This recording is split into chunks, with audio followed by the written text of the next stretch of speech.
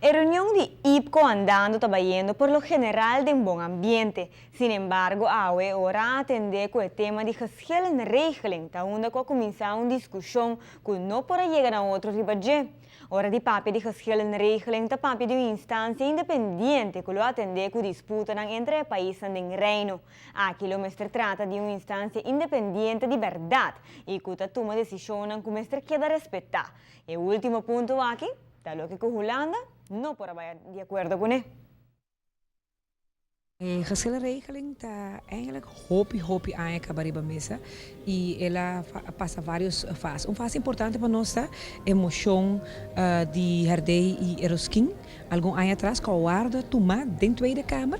E a emoção está bem verdade para nós por chegar no gezellenregeling. E a Tweede Kamer também a bem de acordo com isso aqui. Isso é um houvast para nós super importante. Para sobre a nossa papiana, agora com membro da mesa da Tweede Kamer, você precisa ter um mês, não muito leu no passado. Vai de acordo com isso aqui.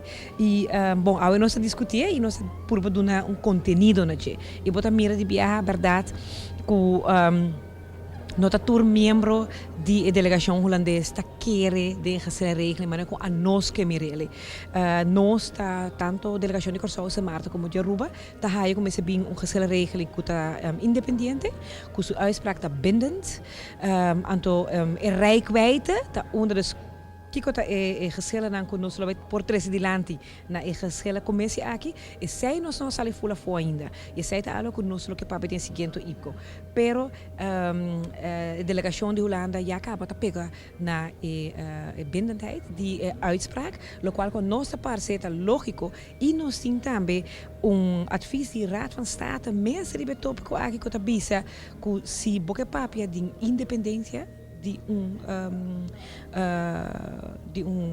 por exemplo, gezellencommissie, de instantie zien aqui, lobo meste doen binnen naar uitspraken. O país del reino te parar riba mesmo ponto com exceção de Holanda. Aqui te quer que mais bem a razão se trata uma questão de perda de poder e não questão de gezellenregeling mesmo.